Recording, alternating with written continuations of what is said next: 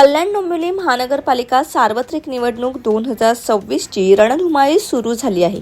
सर्वच राजकीय पक्ष आपले उमेदवार जिंकण्यासाठी रॅली, जाहीर सभा, कॉर्नर सभा, भेटीगाठी घेताना दिसत आहेत। अशातच प्रभाग क्रमांक 6 मध्ये महायुतीच्या पॅनलचे अधिकृत उमेदवार संजय पाटील यांनी प्रचारासाठी सिने अभिनेता प्रथमेश परबला आमंत्रित केले होते। एक सुशिक्षित उमेदवार म्हणून नागरिकांनी आम्हाला मतदान करावे असे संजय पाटील यांनी सांगितले होते। निवडणूक प्रचाराच्या शेवटच्या टप्प्यात संजय पाटील यांनी ही भव्य रॅली काढली होती। यावेळी महिला वर्गासह अनेक तरुण तरुणी या रॅलीमध्ये उत्स्फूर्तपणे सहभागी झाले होते। दरम्यान प्रभाग क्रमांक 6 मधील ब, क आणि ड च्या महिला उमेदवार वैजंती गुजर घोलप, कस्तुरी देसाई व निलिमा पाटील या महिला उमेदवारांनी देखील आपल्या प्रतिक्रिया दिल्या। दादा, निवडणुकीला अवघे काही तास बाकी राहिले, शिवाय आपण असंही म्हणू शकतो की प्रचाराला अवघे काही तास शिल्लक राहिलेले आहेत आणि एवढ्या मोठ्या प्रमाणात तुम्ही आता रॅली काढलेले आहात, तर काय सांगाल, कसा प्रतिसाद आहे नागरिकांचा? खऱ्या अर्थाने कार्यकर्त्यांमध्ये उत्साह आहे आणि रॅलीच्या माध्यमातून कार्यकर्ते उत्साहाने माझ्या रॅलीमध्ये सहभागी झालेले आहेत आणि खूप मोठ्या प्रमाणामध्ये मोठी रॅली आहे। हा कार्यकर्त्यांचा उत्साह आहे, कार्यकर्त्यांचा सन्मान। कोणत्या विकासाची कामे घेऊन निवडणूक लढवत आहात? प्रभागामध्ये अशा सर्व विकासाची कामं आपण केलेली आहेत। आता शूटिंग रेंज झालेलं आहे, 2-3 मैदानं झालेली आहेत, 2 गार्डन झालेले आहेत, 2 पाण्याच्या टाक्या झालेल्या आहेत, एक बॉक्सिंग रिंगचं काम आता फायनल स्टेजला आहे।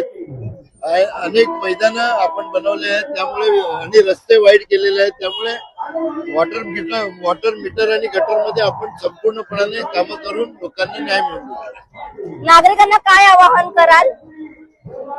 नागरिकांना एवढंच आवाहन करेन का सुशिक्षित आणि सुसंपन्न अशा नगरसेवकांनी निवडून द्यावं, त्यामुळे आपल्या मतदानाचा हक्क बजवायला लागेल। संविधानाने त्यांना अधिकार आणि हक्क दिलेला आहे, तो अधिकार आणि हक्क त्यांना बजवायचा। दादा, एक सिने अभिनेते म्हणून तुम्ही इथे प्रचाराला आलेला आहात, तर काय सांगाल, कसा प्रतिसाद आहे आणि एकंदरीतच माहोल बघता काय वाटते? खूप भारी रिस्पॉन्स आहे।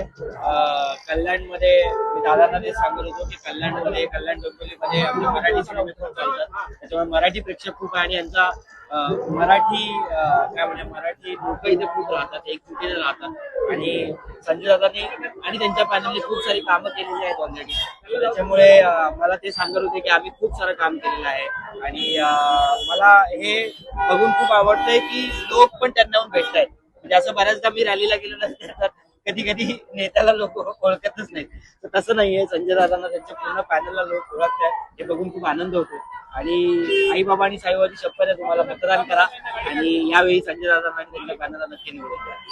नागरिकांचा खूप चांगला प्रतिसाद आहे। नागरिकांना विकासाला आणि परिवर्तनाचा त्यांनी ध्यास घेतलेला आहे, म्हणूनच एवढा मोठा जनसमुदाय या विकासाच्या पाठिंब्यासाठी आमच्या बरोबर उतरलेला आहे। कोणते मुद्दे घेऊन विकासाचे लढत आहात?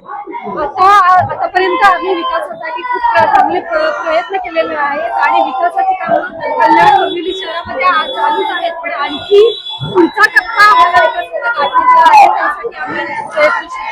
नागरिकांना काय आवाहन कराल? नागरिकांनी कुठल्याही आमिषांना बळी न पडता विकासासाठी त्यांनी सदैव तत्पर राहिलं पाहिजे, एवढंच मी आज नागरिकांना आवाहन करेन।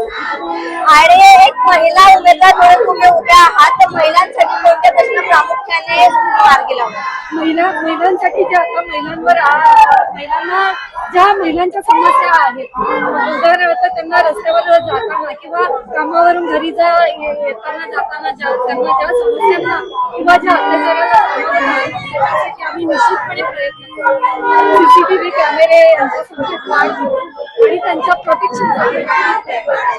एक महिला उमेदवार म्हणून आता बघायला गेलो तर महिला आणि पुरुष हे दोन्ही एक से बढ़कर एक आहे, टक्कर समोर आहे। 50% महिला म्हणजे तुम्ही विचार करू शकता की महिला कुठेच कमी पडल्या नाहीये आणि आज राजकारण असो की कुठलाही क्षेत्र असो, महिला पुढेच आहे।